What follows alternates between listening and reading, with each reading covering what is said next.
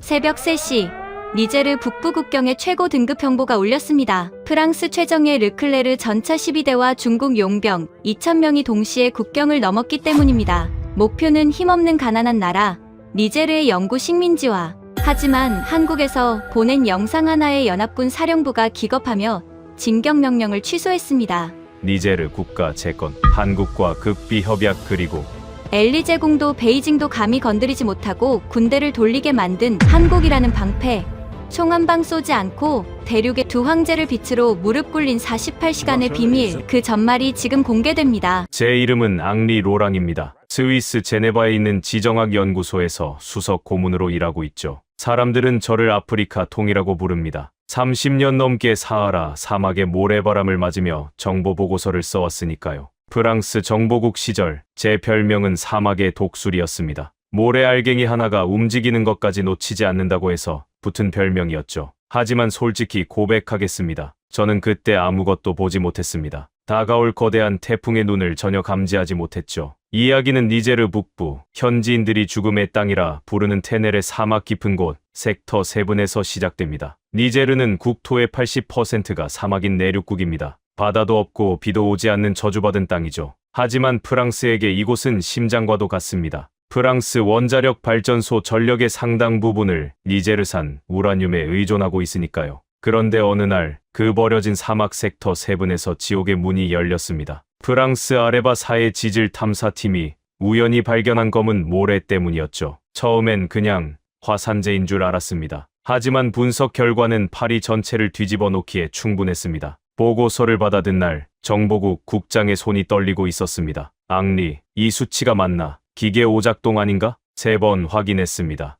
국장님, 오차가 아닙니다. 이건 기존 아를리트 광산의 100배가 넘습니다. 그 검은 모래의 정체는 고순도 우라늄과 히토류가 뒤섞인 그야말로 자원의 블랙홀이었습니다. 전 세계가 100년은 쓰고도 남을 에너지가 그 척박한 땅 밑에 잠들어 있었던 겁니다. 보통 이런 발견은 축복이라고들 하죠. 하지만 약소국 니제르에게 자원은 곧 저주를 의미합니다. 피냄새를 맡은 상어떼들이 몰려오니까요. 가장 먼저 움직인 건 당연히 프랑스였습니다. 우리는 식민지 시절의 낡은 조약을 들먹이며 채굴 독점권을 주장했습니다. 니제르의 우라늄은 프랑스의 안보다. 이건 타협의 여지가 없어. 하지만 이번엔 상황이 달랐습니다. 중국이 냄새를 맡은 겁니다. 베이징은 돈 가방을 들고 왔습니다. 니제르 정부가 갚지 못한 수십억 달러의 차관을 전액 탕감해주고 베냉 항구까지 이어지는 송유관을 깔아주겠다는 파격적인 제안을 했죠. 미국도 가만히 있지 않았습니다. 테러 집단을 감시한다는 명분으로 아가데즈,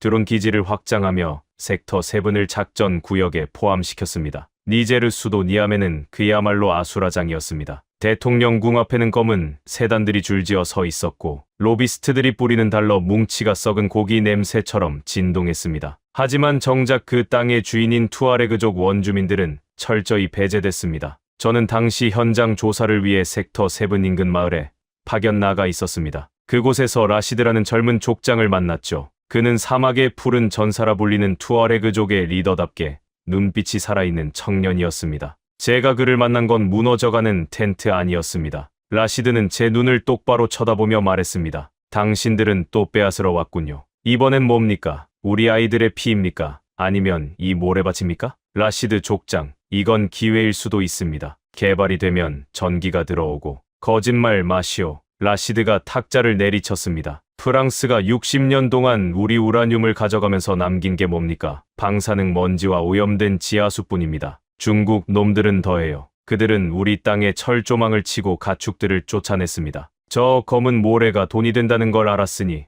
이제 우린 어디로 가란 말입니까? 그의 말이 맞았습니다. 강대국들의 계획서 어디에도 원주민을 위한 자리는 없었습니다. 프랑스 기업의 계획 안에는 보안상의 이유로 반경, 100km 내 민간인, 전원 강제 소개라는 항목이 붉은 글씨로 적혀 있었으니까요. 그들에게 라시드의 부족은 자원을 캐내는 데 방해되는 장애물일 뿐이었습니다. 상황은 급박하게 돌아갔습니다. 군부가 동요하고 있었고 니제르 정부는 파산 직전이었습니다. 결국 대통령은 선택을 강요받았습니다. 프랑스냐, 중국이냐. 누구 손을 잡든 섹터 7은 갈갈이 찢겨나갈 운명이었습니다. 그날 밤 저는 본국에 보낼 최종 보고서를 작성하고 있었습니다. 제목은 니제르 분할 점령 및 우라늄 확보 시나리오. 제 손으로 이 나라의 사망 진단서를 쓰는 기분이었죠. 창밖으로는 중국 트럭들이 뿜어내는 매연과 프랑스 미라주 전투기의 소음이 뒤섞여 들려왔습니다. 모든 게 끝난 것 같았습니다. 그때였습니다. 제 보안 노트북으로 암호화된 이메일 한 통이 도착했습니다. 발신자는 니제르 대통령 비서실장. 제목은 제3의 제안서 검토 요청이었습니다. 제3의 제안서라니 러시아의 바그너 그룹인가. 저는 코웃음을 치며 파일을 열었습니다. 이미 판은 다 짜였는데 이제 와서 누가 끼어든단 말입니까?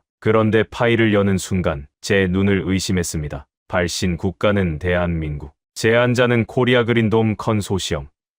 한국. 핸드폰이나 자동차 만드는 그 나라가 우라늄 광산에 무슨 관심이 있다는 겁니까? 프랑스나 중국에 비하면 아프리카 내 기반도 전무하고 군사력도 투사할 수 없는 나라가 이 살벌한 전쟁터에 뛰어들다니요. 저는 실소를 금치 못했습니다. 주제도 모르고 덤비는 불나방 같았으니까요. 하지만 제안서의 첫 장을 넘기는 순간 비웃음은 경악으로 바뀌었습니다. 거기엔 금액도, 무기 지원 약속도, 채굴권 요구도 없었습니다. 대신 굵은 고딕체로 적힌 한 문장이 제 뒤통수를 후려쳤습니다. 우리는 땅속의 것을 건드리지 않겠습니다. 대신 땅 위의 것을 바꾸겠습니다. 뭐라고요? 우라늄을 안 캐겠다고요? 그 수천조 원의 가치를 포기하고 뭘 하겠다는 겁니까? 다음 문장은 더 충격적이었습니다. 섹터 7의 사막화를 멈추고 여의도 면적 100배의 농지와 거주지를 만들겠습니다. 우라늄은 니제르의 미래를 위해 지하에 보존하십시오. 우리는 태양과 바람, 그리고 흙으로 에너지를 만들겠습니다. 미쳤다고 생각했습니다. 이건 제안서가 아니라 판타지 소설이었으니까요. 테넬의 사막은 생명체가 살 수 없는 곳입니다. 그런데 거기에 농장을 짓겠다니요. 하지만 다음 페이지에 첨부된 한국형 스마트팜 설계도와 수맥 탐사 데이터를 보면서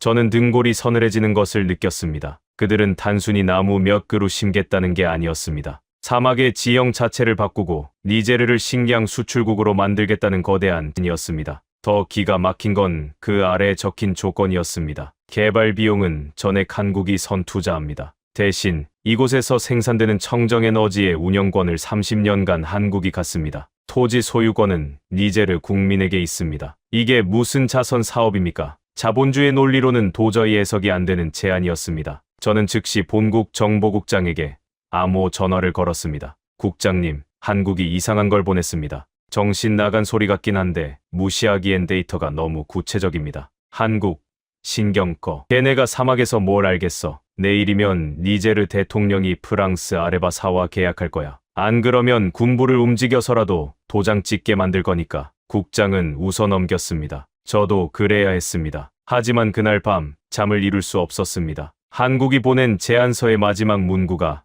머릿속을 떠나지 않았기 때문입니다. 우리는 70년 전 전쟁의 폐허 위에서 굶주림을 이겨냈습니다. 누구보다 배고픔의 고통을 잘 압니다. 이제 당신들과 그 경험을 나누고 싶습니다. 다음 날 아침 니제르 동궁에서 긴급 기자회견이 열렸습니다. 프랑스 대사와 중국 대사가 의기양양한 표정으로 맨 앞줄에 앉아 있었죠. 모두가 니제르의 항복 선언을 예상했습니다. 하지만 탄상에 오른 대통령의 입에서 나온 말은 통역사의 귀를 의심하게 만들었습니다. 니제르 정부는 섹터 7의 개발 파트너로 대한민국을 선택했습니다. 순간 회견장은 찬물을 끼얹은 듯 조용해졌습니다. 프랑스 대사가 벌떡 일어나 소리쳤습니다. 대통령 각하, 지금 제정신입니까? 한국은 아프리카에 군대도 보낼 수 없고 당신들을 보호할 수도 없습니다. 프랑스를 배신하고 무사할 것 같습니까? 대통령은 떨리지만 단호한 목소리로 대답했습니다. 당신들은 우리 땅을 파헤쳐 가려고만 했습니다. 우리 국민을 쫓아내려고만 했습니다. 하지만 한국은 우리에게 살기를 주겠다고 했습니다. 우리는 자원 대신 생존을 택하겠습니다. 그 순간 회견장 뒤편 문이 열리고 흙먼지가 잔뜩 묻은 작업복 차림의 동양인 남자 한 명이 걸어 들어왔습니다.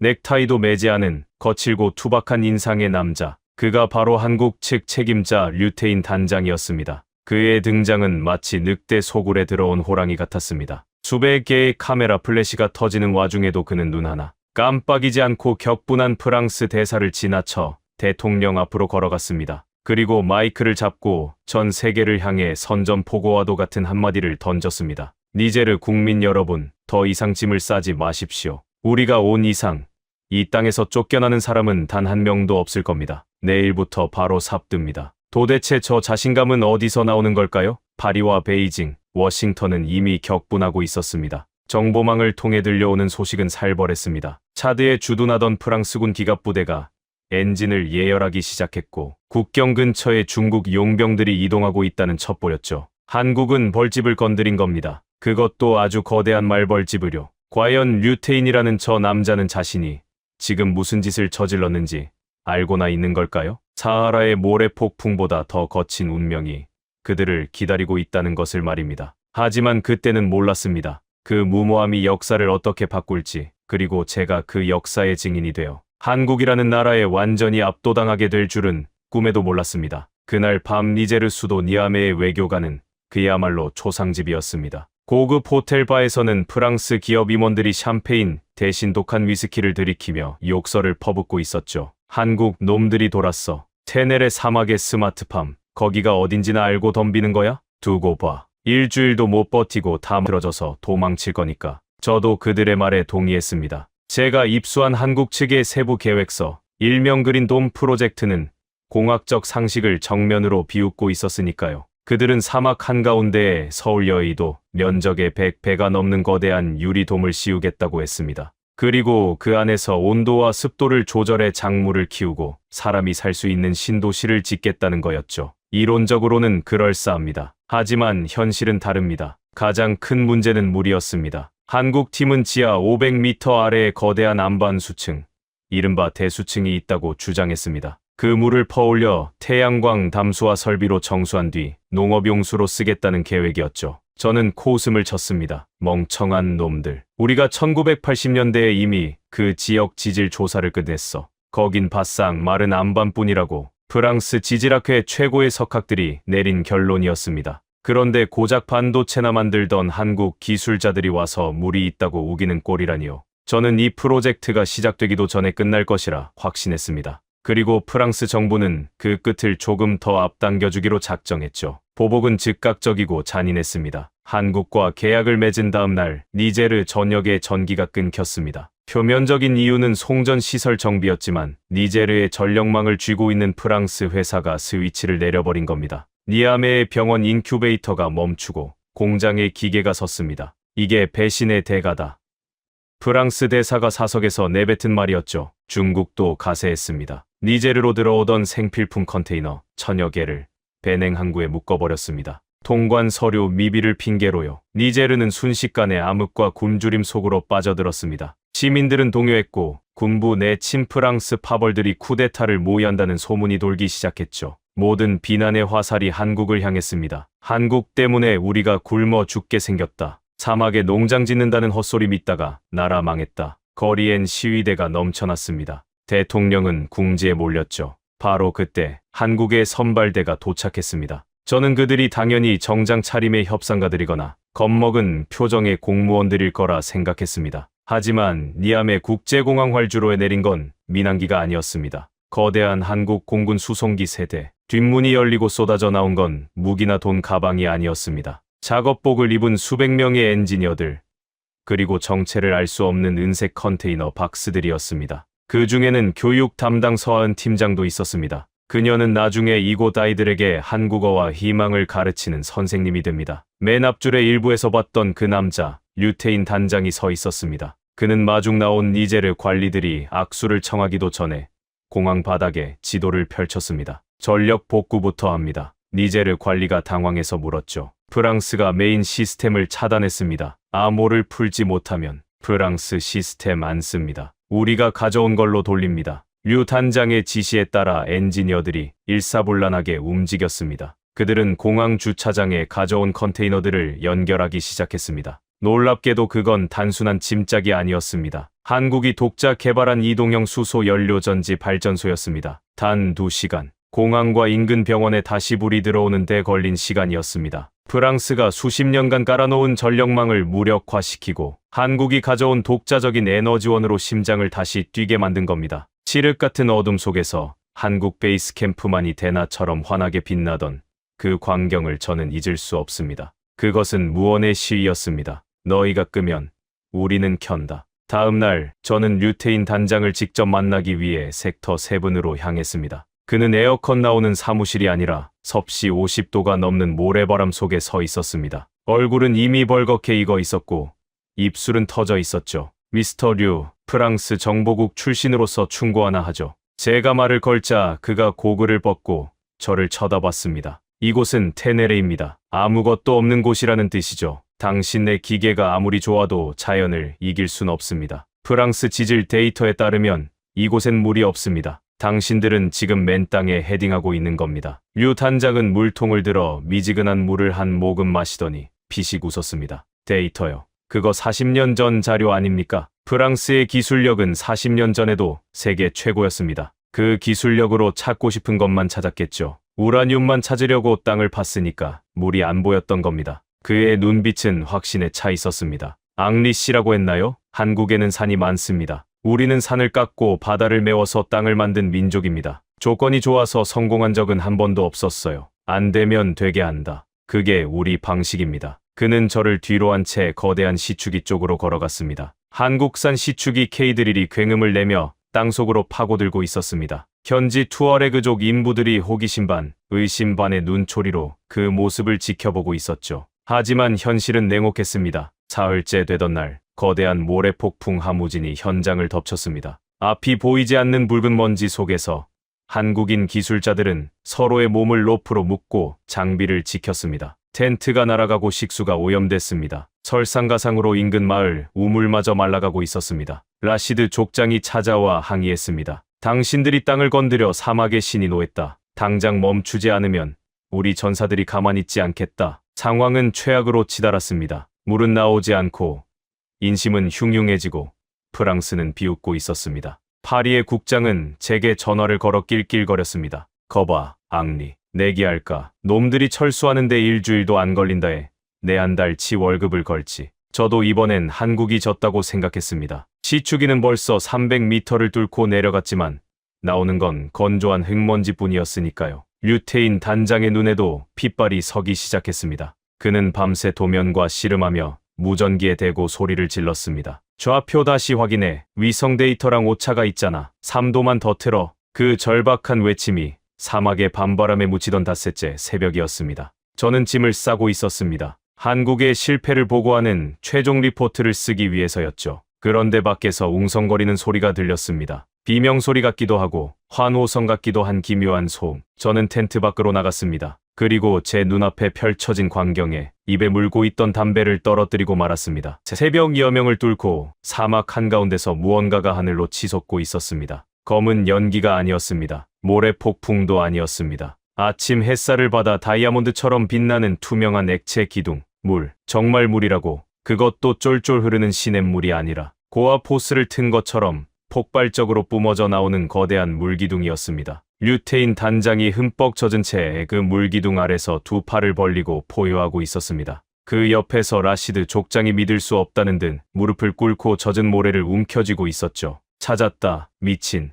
우리가 찾았다고. 한국어 비속어가 섞인 그 외침이 통역 없이도 무슨 뜻인지 알 수 있었습니다. 프랑스가 60년 동안 없다고 결론 내린 그 물을 한국인들이 단닷새 만에 찾아낸 겁니다. 하지만 그건 단순한 지하수가 아니었습니다. 뿜어져 나온 물에서 나는 냄새, 그리고 수질 측정기를 든 연구원의 손이 바들바들 떨리고 있었습니다. 단장님, 이거 그냥 물이 아닙니다. 이 물기둥의 정체가 밝혀지는 순간 전 세계 자원 지도가 다시 그려져야 할지도 모른다는 예감이 스쳤습니다. 도대체 한국인들은 땅속에서 무엇을 깨운 걸까요? 프랑스가 그토록 숨기고 싶어 했던 섹터. 세분의 진짜 비밀이 수면 위로 드러나는 순간이었습니다. 이제부터 진짜 전쟁이 시작됩니다. 단장님, 수온이 섭씨 85도입니다. 이건 단순한 지하수가 아닙니다. 지열수입니다. 연구원의 외침에 류태인 단장의 눈이 번쩍 띄었습니다. 그렇습니다. 2부 마지막에 제가 느꼈던 그 전율의 정체는 바로 열기였습니다. 땅속에서 뿜어져 나온 물은 펄펄 끓는 뜨거운 물이었습니다. 프랑스 지질학자들이 그토록 찾아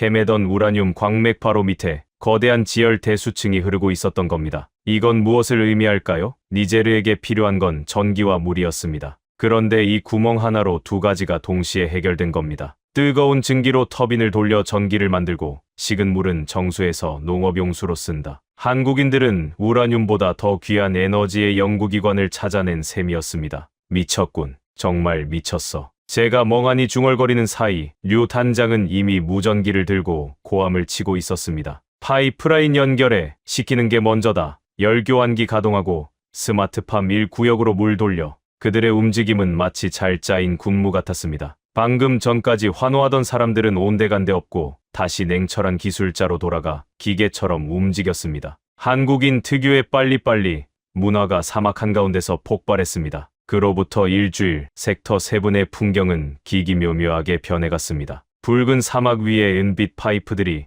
혈관처럼 깔리고 그 끝에는 거대한 유리 온실의 뼈대가 올라가기 시작했습니다. 밤에도 용접 불꽃이 꺼지지 않았습니다. 프랑스 대사관은 패닉 상태였습니다. 앙리, 이게 말이 돼. 그 뜨거운 물을 어떻게 식혀서 농사를 짓겠다는 거야? 그들은 이미 하고 있습니다. 국장님, 한국이 가져온 열교환 기술은 세계 최고 수준입니다. 게다가 그 폐열로 밤에는 난방까지 하고 있어요. 사막의 일교차를 완벽하게 제어하고 있다고요. 제 보고를 들은 국장은 수화기 너머로 욕설을 내뱉고 전화를 끊었습니다. 프랑스는 초조해졌습니다. 자신들이 죽음의 땅이라 버렸던 곳이 한국의 손을 거치자마자 기회의 땅으로 변하고 있었으니까요. 배가 아픈 수준을 넘어 이건 프랑스의 아프리카 전략 실패를 의미했습니다. 그리고 예상대로 어둠의 세력이 움직이기 시작했습니다. 그날은 유난히 달이 밝은 밤이었습니다. 저는 한국 캠프 외곽에서 권도영 보안 소장과 담배를 태우고 있었죠. 그는 국방과학연구소 출신답게 날카로운 눈매를 가진 사람이었습니다. 앙리 씨, 요즘 자칼들이 너무 시끄럽게 울지 않습니까? 자칼이요. 네, 다리가 2개 달린 자칼들 말입니다. 그의 말이 끝나기 무섭게 캠프 서쪽 지점의 파이프라인 감지 센서에 붉은 불이 들어왔습니다. 침입자다. 드론 띄워. 권 소장이 무전기에 대고 외쳤습니다. 상황실 모니터에 적외선 카메라 영상이 떴습니다. 오토바이를 탄 무장괴한 수십 명이 파이프라인에 폭발물을 설치하고 있었습니다. 알카에다와 연계된 현지 무장 세력, 표면적으로는 테러리스트였지만 그들이 쓰는 장비는 프랑스제 신형 야간 투시경이었습니다. 배우가 누구인지 너무나 명확했죠. 젠장, 거리가 너무 가까워요. 지금 터지면 수증기 폭발로 본진까지 날아갑니다. 상황실 직원이 비명을 질렀습니다. 니제르 정규군은 멀리 있었고 한국인 기술자들은 총을 들 줄 몰랐습니다. 절체절명의 순간, 그때였습니다. 어둠 속에서 누군가가 뛰쳐나갔습니다. 라시드 족장과 투아레그 전사들이었습니다. 그들은 한국인들이 선물해준 작업복 대신 전통 의상인 푸른색 타겔무스트를 머리에 두르고 낡은 소총과 검을 든 채 모래 언덕을 달리고 있었습니다. 타탕, 총성이 사막의 정적을 찢었습니다. 우리 땅이다, 우리 물이다. 손대지 마라. 라시드의 외침이 들려왔습니다. 그들은 한국이 찾아준 물을 지키기 위해 자신들의 목숨을 걸고 뛰어든 겁니다. 과거엔 외국 기업을 쫓아내려 총을 들었던 그들이 이제는 외국 기업을 지키기 위해 방패가 되었습니다. 교전은 짧고 강렬했습니다. 한국의 드론이 서치라이트를 비추며 괴한들의 시야를 방해했고 지리의 밝은 투어레그 전사들이 그들을 포위했습니다. 결국 괴한들은 오토바이를 버리고 도주했습니다. 하지만 피해가 없지는 않았습니다. 라시드 족장이 어깨에 관통상을 입고 피를 흘리며 실려왔습니다. 류테인 단장이 흙투성이가 된 손으로 라시드의 손을 잡았습니다. 왜 그랬어? 위험하게. 류 단장의 호통에 라시드는 창백한 얼굴로 웃으며 말했습니다. 당신들은 우리에게 물을 줬소. 우리는 피를 주는 게 사막의 법도요. 그날 밤 캠프의 분위기는 완전히 바뀌었습니다. 한국인 기술자들과 현지인들 사이에 보이지 않던 벽이 허물어졌습니다. 한국인들은 라시드의 텐트 앞에서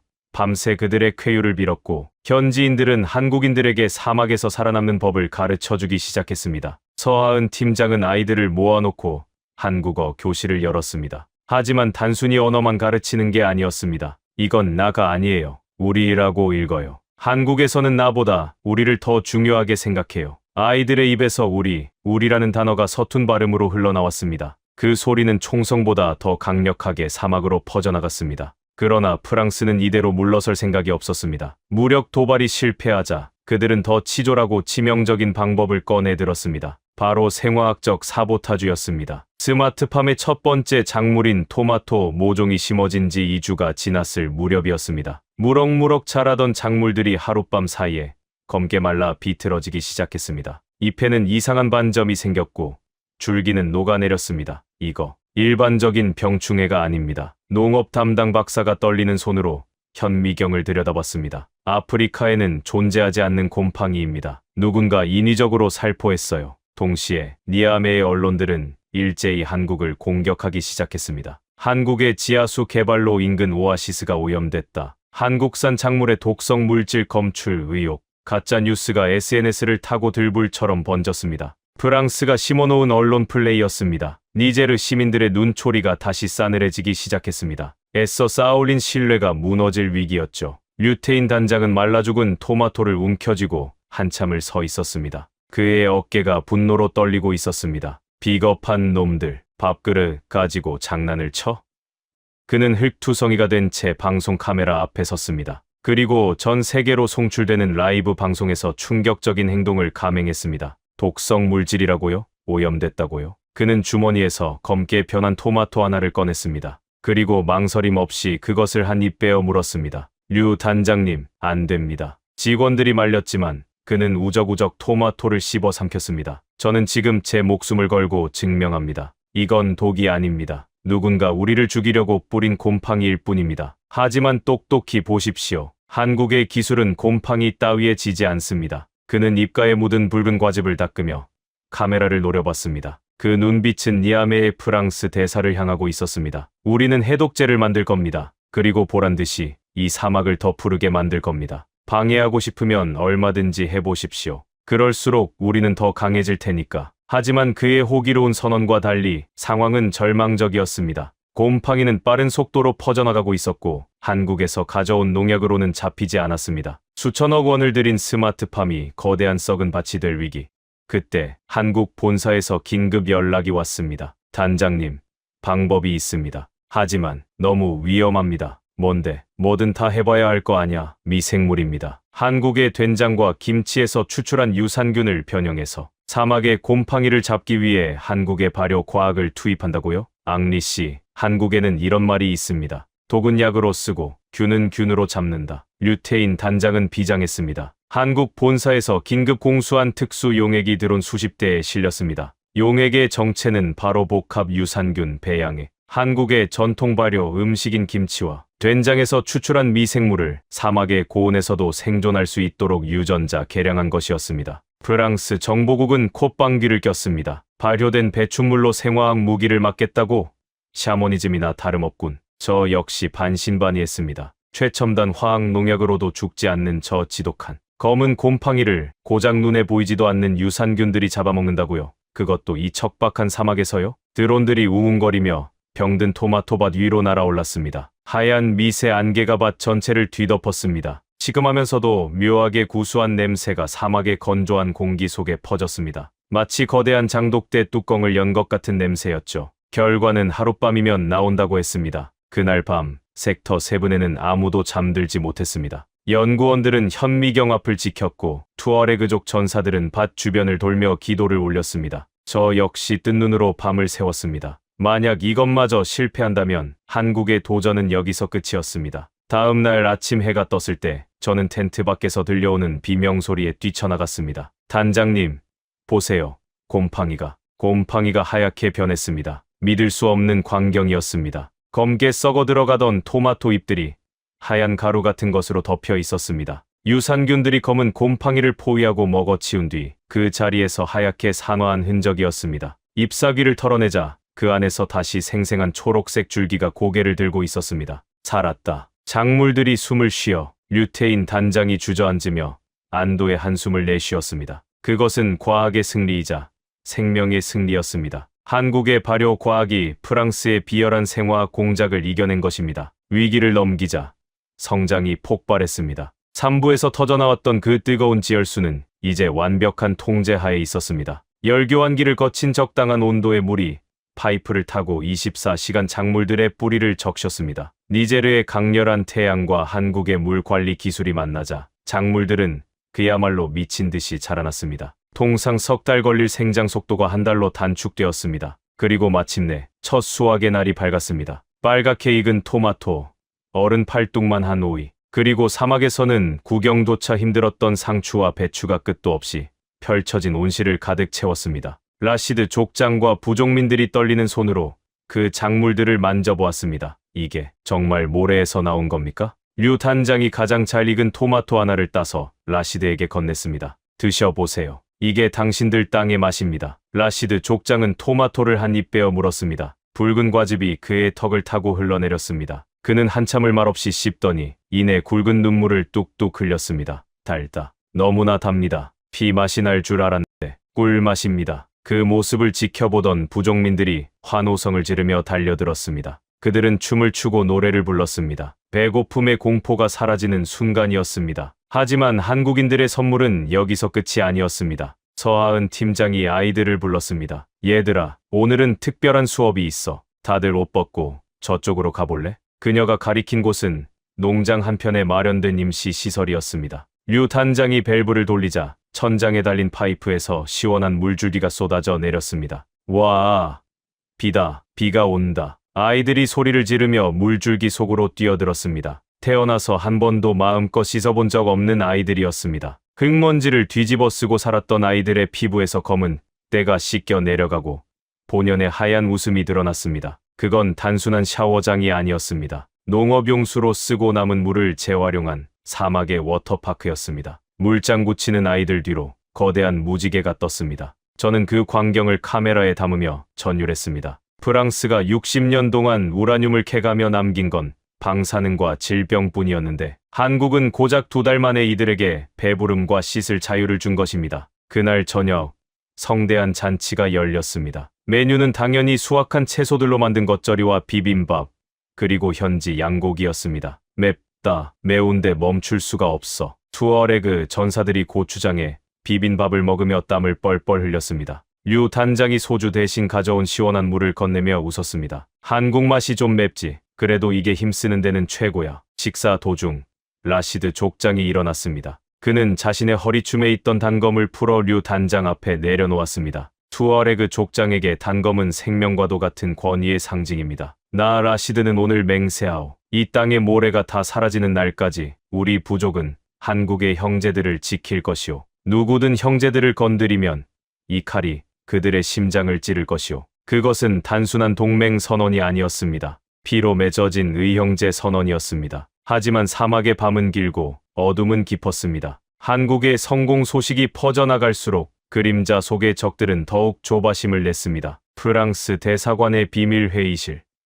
정보국 요원이 보고서를 집어던졌습니다. 곰팡이도 안 통하고 무력 도발도 막혔어. 이제 남은 건 하나뿐이야. 그게 뭡니까? 돈줄을 죄고 길을 막아야지. 사막에서 농사는 지을 수 있을지 몰라도 물건을 내다 팔지 못하면 그건 그냥 썩는 쓰레기일 뿐이야. 그들은 지도를 펼쳤습니다. 섹터 7에서 니제르 수도 니아메로 가는 유일한 보급로, 그리고 인접국으로 나가는 국경선의 붉은 펜으로 X표를 쳤습니다. 내일부터 니제르의 모든 도로를 통제한다. 명분은 테러 위협으로 인한 보안 검문. 쌀 한 톨, 못 하나도 섹터 7으로 들어가지 못하게 저 안에서 말라 죽게 만들라고. 동시에 그들은 사이버 공격을 준비했습니다. 한국형 스마트팜의 뇌인 중앙 제어 시스템을 해킹해 온도 조절 장치를 꺼버릴 계획이었습니다. 하지만 그들은 몰랐습니다. 그곳에는 한국 최고의 방패, 권도형 소장이 눈을 시퍼렇게 뜨고 모니터를 지키고 있다는 사실을 말입니다. 소장님, 외부 IP에서 비정상적인 트래픽이 감지됩니다. 프랑스 리옹 쪽 서버입니다.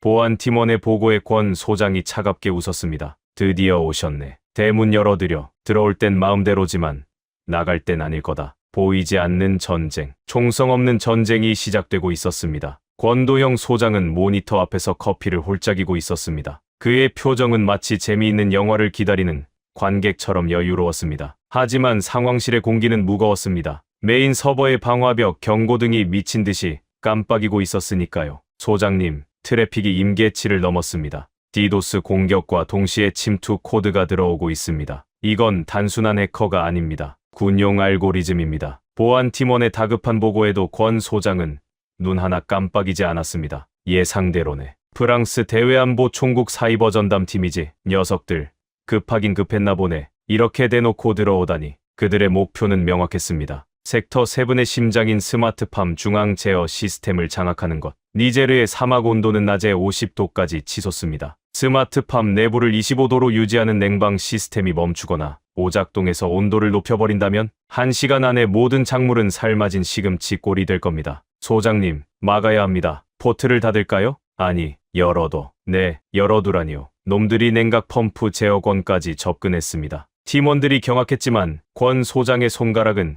키보드 위에서 춤을 추듯 움직였습니다. 손님이 오셨는데 문전박대하면 쓰나 안방까지 모셔 아주 깊숙이 그는 허니팟 작전을 쓰고 있었습니다. 일부러 보안이 뚫린 척 가장의 해커를 가짜 서버로 유인하는 기술이었죠. 파리의 지하 벙커에 있는 프랑스 해커들은 환호하고 있었습니다. 뚫었습니다. 섹터 7 메인 서버 장악 완료. 좋아. 온도 설정을 섭씨 60도로 올려. 그리고 환기팬을 다 꺼버려. 찜통으로 만들어주지. 그들은 엔터키를 눌렀습니다. 그들의 모니터에는 섹터 7의 내부 온도가 급격히 상승하는 그래프가 떴습니다. 30도, 40도, 50도. 작물들이 타들어가고 있다는 경고 메시지가 팝업창으로 떴습니다. 작전 성공입니다. 한국 놈들, 내일 아침이면 다 말라 죽은 잎사귀만 보게 될 겁니다. 하지만 그 시각 실제 섹터 7의 상황실은 고요했습니다. 권 소장이 띄워놓은 또 다른 모니터에는 평화로운 초록색 그래프가 유지되고 있었으니까요. 지금 파리놈들이 보고 있는 건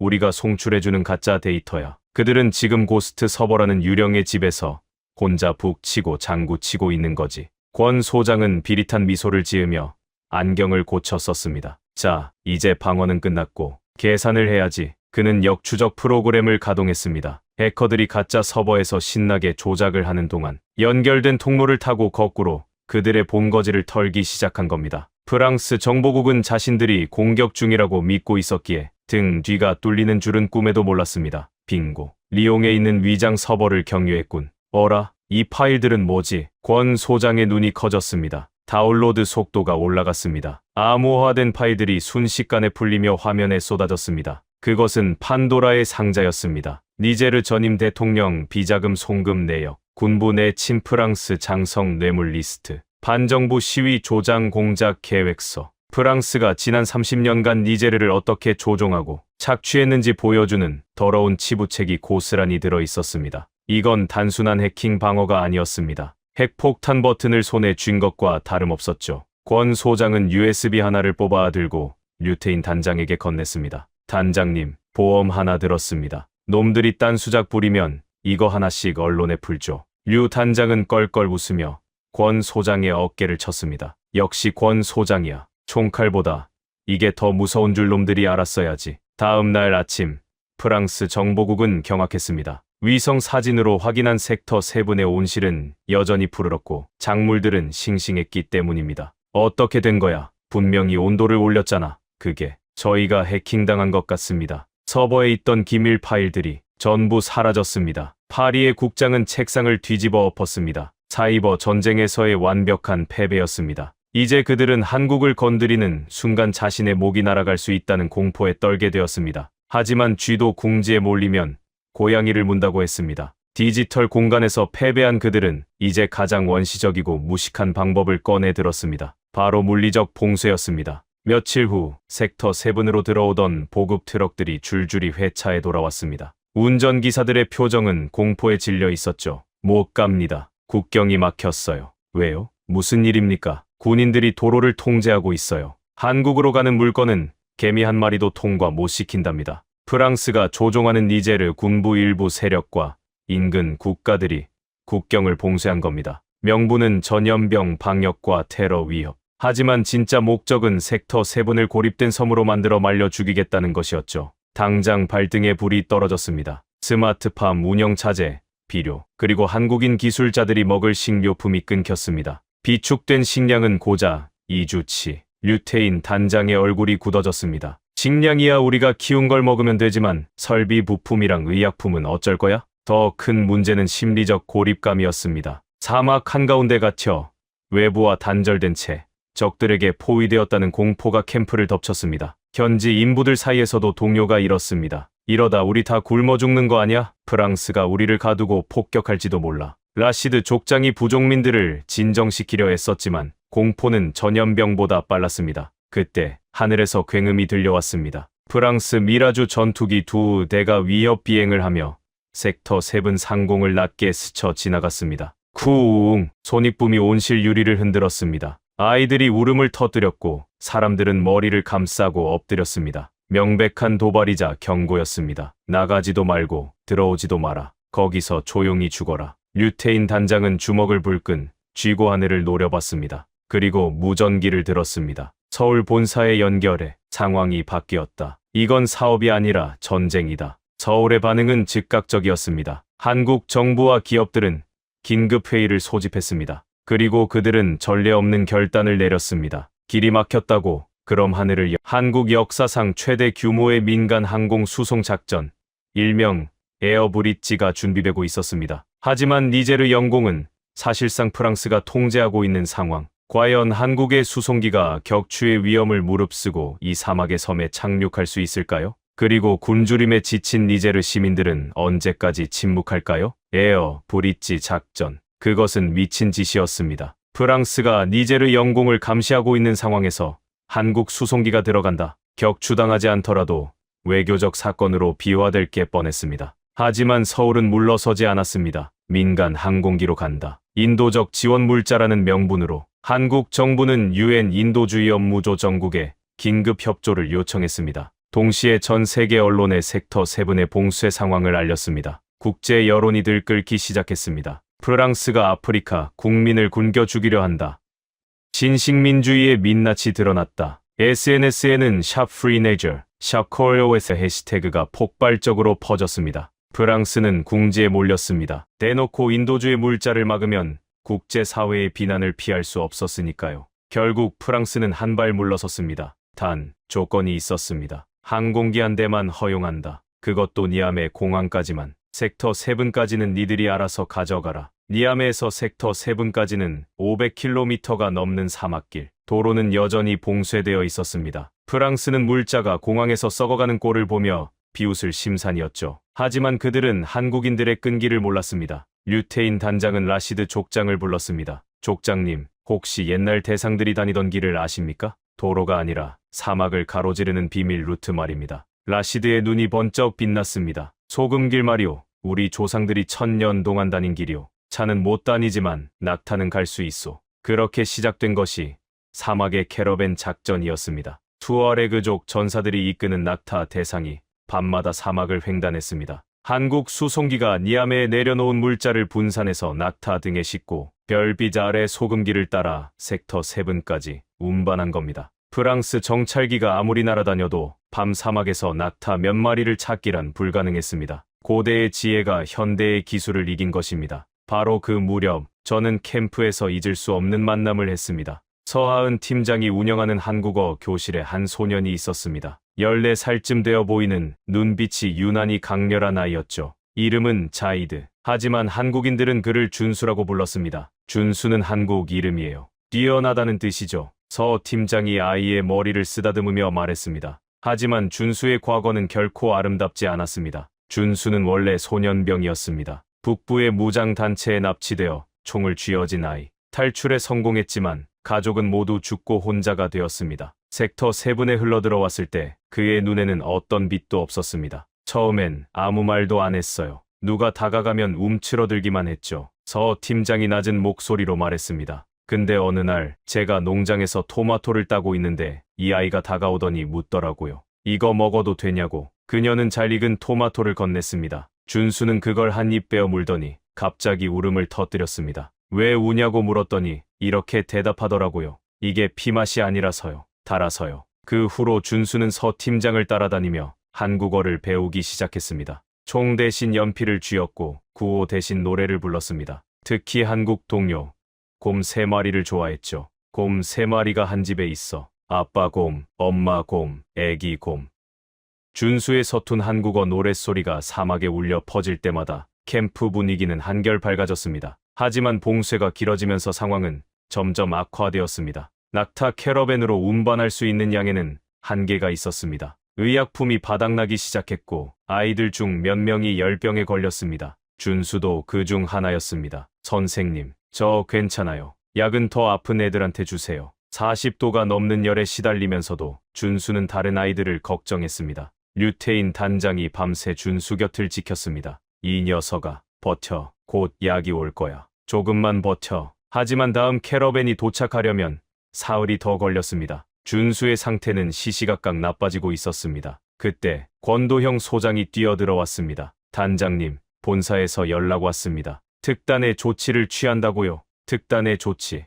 뭔데? 드론입니다. 장거리 화물 드론을 띄운답니다. 니아메에서 섹터 7까지 직선 비행으로요. 그것은 아직 시험 단계에 있던 한국의 최신 기술이었습니다. 500km를 무착륙으로 비행하는 대형 화물 드론. 성공 확률은 50%도 안 됐습니다. 하지만 선택의 여지가 없었습니다. 그날 밤 모두가 하늘을 올려다봤습니다. 별빛 사이로 작은 불빛 하나가 점점 가까워지고 있었습니다. 왔다. 드론이 온다. 사람들이 환호했습니다. 드론은 정확히 캠프 중앙 헬기장에 착륙했습니다. 화물칸이 열리고 의약품 상자가 쏟아져 나왔습니다. 류 단장이 해열제를 집어들고 준수에게 달려갔습니다. 준수야, 약이다.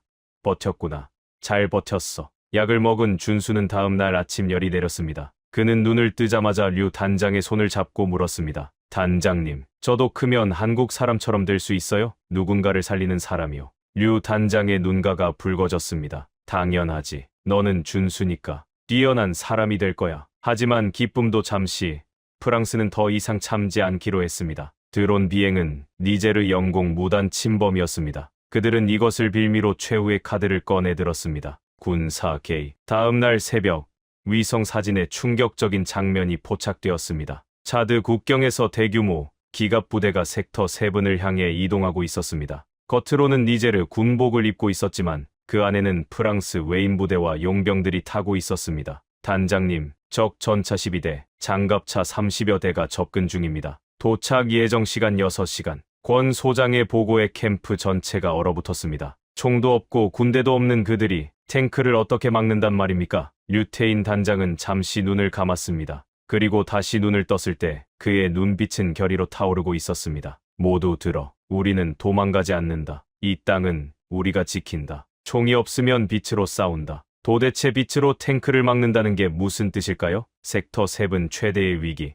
그리고 최대의 반전이 시작되려 하고 있었습니다. 지평선을 메운 것은 거대한 모래 폭풍이 아니었습니다. 프랑스제 르클레르 전차 12대, 그리고 장갑차 30여 대가 뿜어내는 매연과 살기였습니다. 겉으로는 니제르 군복을 입고 있었지만 우리는 알았습니다. 저 안에 타고 있는 것은 프랑스 웨인 부대와 용병들이라는 것을요. 여기는 니제르 제3기갑여단, 섹터 7은 테러리스트 은신 혐의가 있다. 즉시 무장 해제하고 정문을 개방하라. 불응시 발포하겠다. 무전기에서 흘러나오는 목소리는 차가웠습니다. 30분. 그들이 준 시간은 고작 30분이었습니다. 캠프 안은 공포에 휩싸였습니다. 농기구밖에 없는 농부들과 연구원들이 탱크를 상대로 무엇을 할 수 있겠습니까? 현지 직원들은 가족들을 끌어안고 울먹였고 일부는 알라신을 찾으며 기도를 올렸습니다. 권도형 소장이 류테인 단장에게 다가왔습니다. 그의 손에는 땀이 흥건했습니다. 단장님, 서울 본사에서는 외교 채널을 가동 중이라지만 시간이 없습니다. 저들이 밀고 들어오면 우린 끝입니다. 데이터를 파기하고 철수해야 합니다.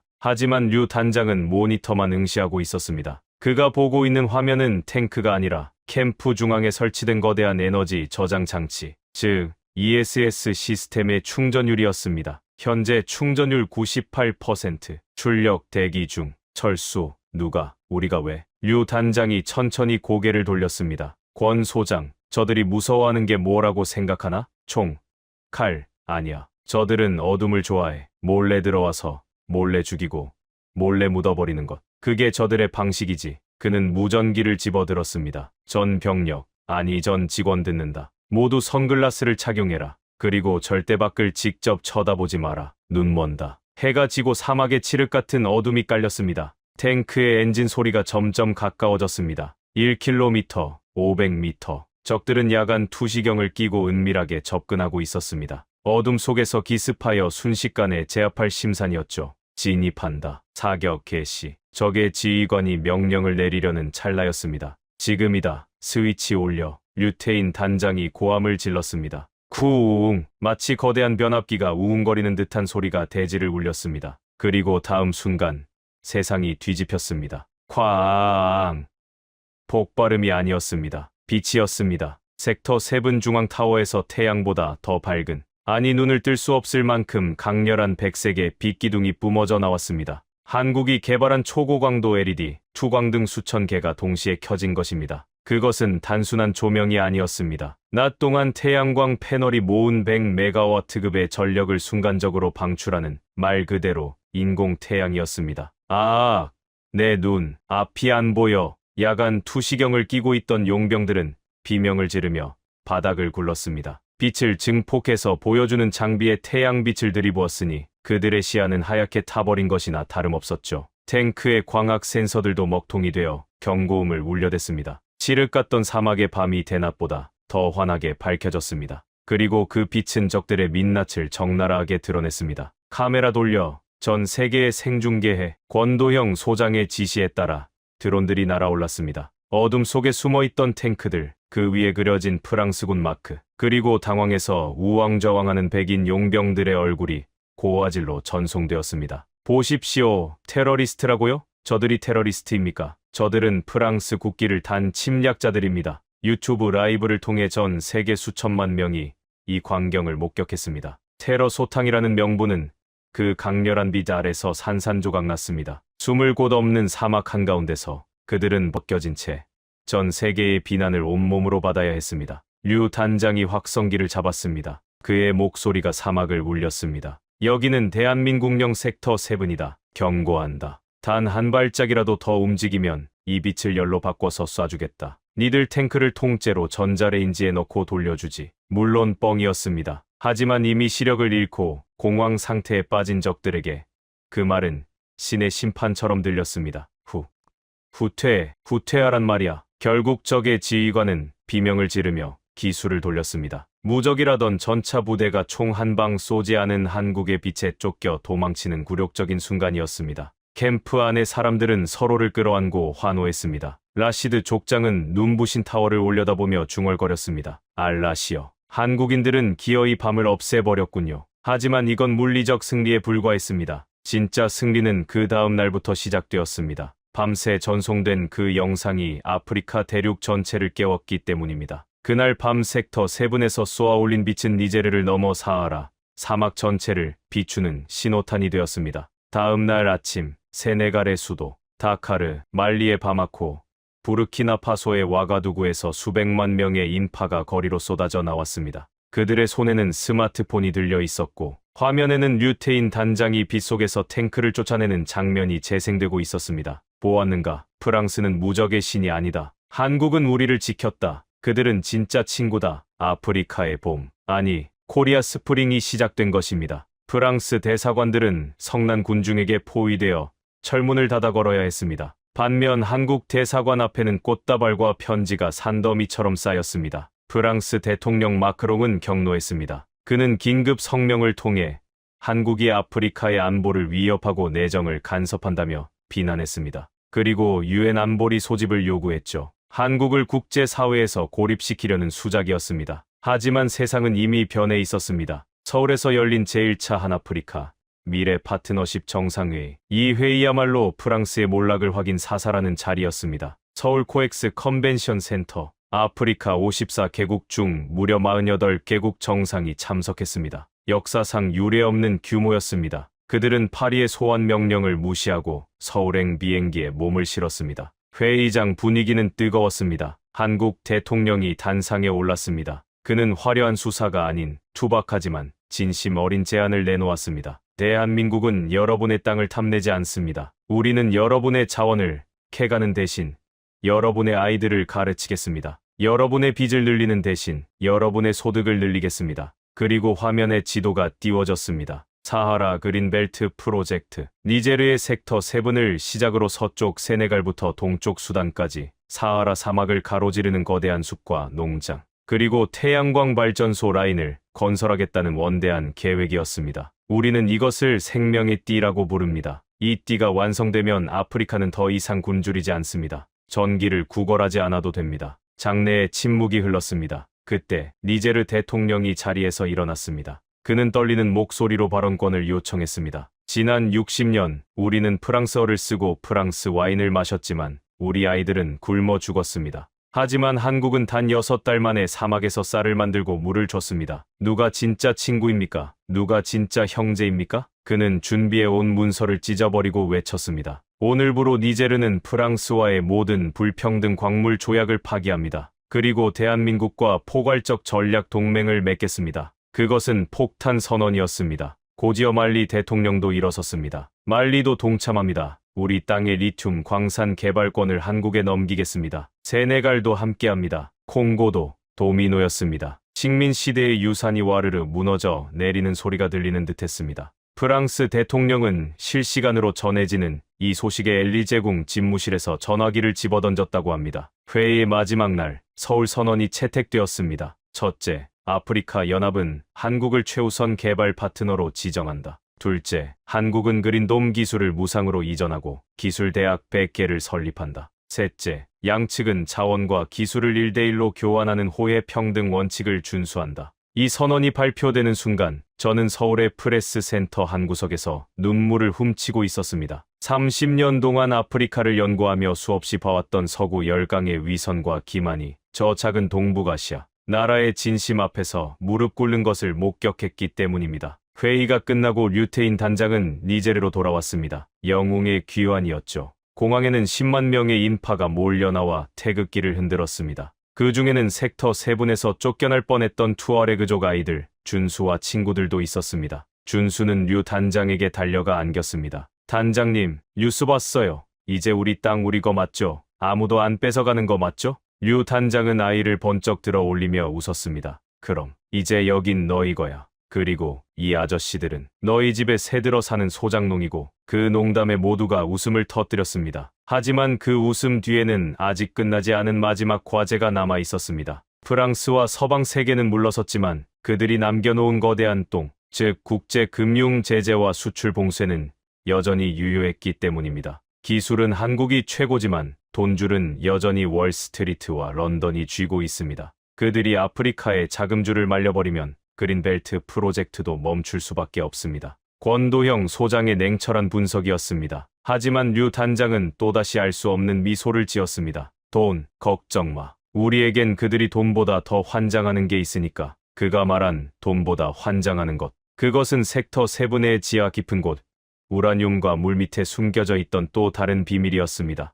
강대국들이 굽신거릴 수밖에 없는 히든카드. 돈줄을 죄면 아무리 한국이라도 버틸 수 없을 것이다. 월스트리트와 런던의 금융가들이 내린 결론이었습니다. 서방 세계는 치졸했습니다. 군사적 위협이 실패하자 그들은 금융 제재라는 보이지 않는 칼을 꺼내 들었습니다. 니제르의 해외 계좌를 동결하고 한국 컨소시엄에 대한 대출을 회수하기 시작했죠. 세계은행은 지원금 지급을 중단했고 신용평가사들은 니제르의 국가 신용등급을 디폴트, 즉 파산 수준으로 강등시켰습니다. 섹터 7에 들어갈 자재 대금 결제가 막혔습니다. 그린돔 프로젝트의 심장이 멈출 위기였습니다. 파리의 샹젤리제 거리에서는 다시 샴페인이 터졌습니다. 거봐, 결국 돈이 이기는 거야. 한국이 기술이 좋으면 뭐해? 자본 없이는 모래성일 뿐이지. 하지만 그들은 류테인 단장의 주머니 속에 무엇이 들어있는지 몰랐습니다. 그가 서울 본사와 치밀하게 준비해온 라스트 팡, 최후의 한 방을 말이죠. 제재가 시작된 지 딱 일주일 후 류 단장은 섹터 7으로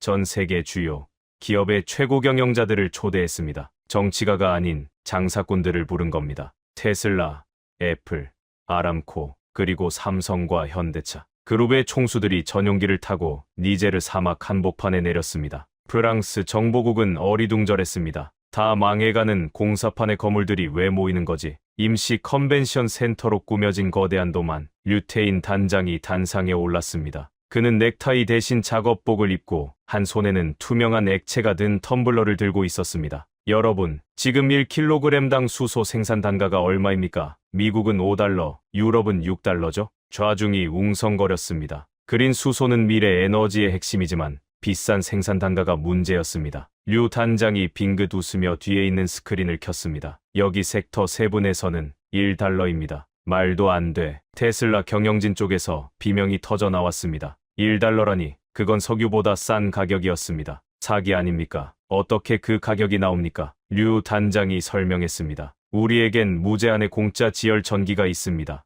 그리고 한국이 독자 개발한 고효율 수전의 기술이 있죠. 더 놀라운 건 이 사막의 모래 속에 섞여 있던 이것 덕분입니다. 그는 검은 모래 한 줌을 화면에 띄웠습니다. 프랑스는 이걸 우라늄 찌꺼기라고 버렸죠. 하지만 우리 분석 결과 이건 천연 이리듐 촉매였습니다. 수소를 분리하는 데 필수적인 귀금속이 지천에 깔려 있었던 겁니다. 장내는 발칵 뒤집혔습니다. 니제르는 단순한 농업 국가가 아니었습니다. 전 세계에서 가장 싼 청정에너지를 무한대로 뽑아내는 수소 유전이었던 겁니다. 류 단장은 쐐기를 박았습니다. 오늘부터 우리는 이 액화 수소를 경매에 붙입니다. 단, 조건이 있습니다. 달러나 유로는 받지 않습니다. 오직 현물로만 거래합니다. 우리에게 필요한 인프라, 학교, 병원을 지어주는 기업에게만 수소를 팔겠습니다. 이것은 금융 제재를 정면으로 돌파하는 물물 교환 전략이었습니다. 은행 계좌를 막았다고요? 필요 없습니다. 수소가 필요한 기업들이 직접 와서 건물을 지어주고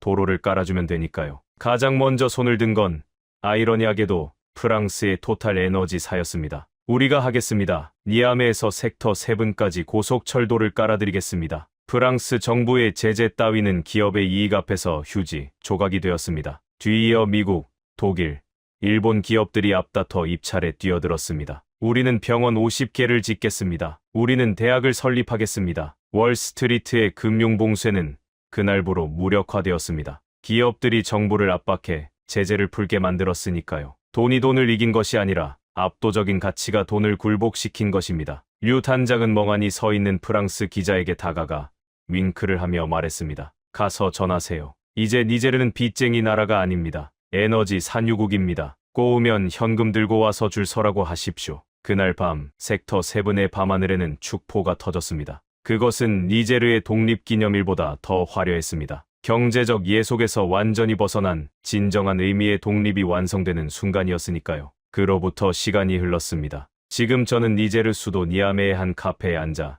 이 글을 쓰고 있습니다. 창밖으로 보이는 풍경은 솔직히 말해서 여기가 아프리카인지 서울의 강남인지 헷갈릴 정도입니다. 한국 기업들이 지어준 고층 빌딩들이 스카이라인을 이루고 거리에는 현대차의 수소 전기버스가 달립니다. 하지만 가장 놀라운 건 사람들의 표정입니다. 무기력과 절망은 사라지고 그 자리에 활기와 자신감이 채워졌습니다. 섹터 7은 이제 뉴니아메라는 이름의 신도시가 되었습니다. 사막 한가운데 생긴 거대한 호수 공원, 그리고 그 주변을 둘러싼 끝없는 초록색 농장. 이곳은 아프리카 최대의 실기지이자 그린 수소 허브가 되었습니다. 얼마 전 저는 특별한 졸업식에 참석했습니다. 바로 한국 니제르 과학기술원의 제1회 학위 수여식이었습니다. 단상에 수석 졸업생이 올라왔습니다. 훤칠한 키에 당당한 눈빛. 바로 육부에서 만났던 소년병 출신 준수였습니다. 그의 본명은 자이드지만 이제 모두가 그를 준수라고 부릅니다. 그는 이제 어엿한 농업공학 박사가 되어 있었습니다. 준수는 유창한 한국어로 졸업 연설을 했습니다. 과거에 저는 총을 들고 누군가를 죽이는 법을 배웠습니다. 하지만 한국의 선생님들은 저에게 흙을 만지고 생명을 살리는 법을 가르쳐 주셨습니다. 그는 청중석 맨 앞줄에 앉아있는 한 남자를 바라보며 눈시울을 붉혔습니다. 이제는 흰머리가 희끗희끗해진 류태인 단장이었습니다. 류 단장님, 그리고 대한민국. 당신들은 우리에게 물고기를 주지 않았습니다. 대신 물고기가 살 수 있는 바다를 만들어 주셨습니다. 이 은혜 영원히 잊지 않겠습니다. 졸업식장은 눈물바다가 되었습니다. 류 단장도 고개를 숙이고 눈물을 훔쳤습니다. 그는 이제 이곳에서의 임무를 마치고 떠날 준비를 하고 있었습니다. 다음 행선지는 몽골의 고비 사막이라고 하더군요. 사막이 있는 곳이라면 어디든 달려가는 영원한 개척자니까요. 행사가 끝나고 저는 류 단장과 마지막으로 악수를 나눴습니다. 류 단장, 당신들이 해낸 건 기적입니다. 내가 평생 쓴 보고서보다 당신이 심은 나무 한 그루가 더 위대합니다. 류 단장은 거친 손으로 제 손을 잡으며 웃었습니다. 앙리 형님, 기적은 무슨, 그냥 사람답게 살게 해주고 싶었던 겁니다. 배고파서 우는 아이는 없어야죠. 그게 한국 사람들 마음입니다. 그는 떠났지만 그가 남긴 한국의 DNA는 이곳에 깊이 뿌리 내렸습니다. 니제르 사람들은 이제 빨리빨리를 외치며 일하고 힘들 때면 할 수 있다고 서로를 격려합니다. 그리고 가장 중요한 날에는 김치를 담가 나누어 먹습니다. 저는 결심했습니다. 스위스로 돌아가지 않기로요. 저는 이곳에 귀화했습니다. 제 여권에는 이제 앙리로랑이라는 이름 옆에 한울이라는 한국식 이름이 적혀 있습니다. 우리가 하나라는 뜻이라더군요. 저는 이곳에서 남은 생을 바쳐 한국이 보여준 이 놀라운 이야기를 기록하고 전파할 것입니다. 제국주의와 착취가 아닌 나눔과 기술로 세상을 바꿀 수 있다는 증거를 말입니다. 밤이 깊었습니다. 뉴니아메의 밤하늘에 별이 쏟아집니다. 저 별들 중 하나는 아마 대한민국 상공에서 빛나고 있겠죠. 저는 밤하늘을 향해 조용히 고개를 숙입니다. 고맙습니다. 코리아. 당신들은 사막을 정원으로 바꿨고 절망을 희망으로 바꿨습니다. 그리고 콧대 높았던 저 앙리 로랑을 당신들의 영원한 팬으로 만들었습니다. 지금까지 니제르에서 한울이었습니다. 여러분 사하라 사막 한복판에서 피어난 대한민국의 기적 어떠셨나요? 총 한 방 쏘지 않고 강대국들을 물리치고 버려진 땅을 생명의 낙원으로 바꾼 우리의 저력에 가슴이 뜨거워지지 않으십니까? 지금 이 순간에도 먼 타국에서 묵묵히 땀 흘리는 분들에게 닿을 수 있도록 댓글창에 정말 고생하셨습니다. 한 문장만 남겨주세요. 여러분의 댓글 하나가 그분들에게는 엄청난 힘이 됩니다. 대한민국의 선한 영향력이 더 널리 퍼질 수 있도록 이 영상을 주변에 널리 공유해주세요. 여러분의 공유가 또 다른 기적의 씨앗이 됩니다. 구독과 좋아요는 사막에 내리는 단비와 같습니다. 시청해주셔서 감사합니다.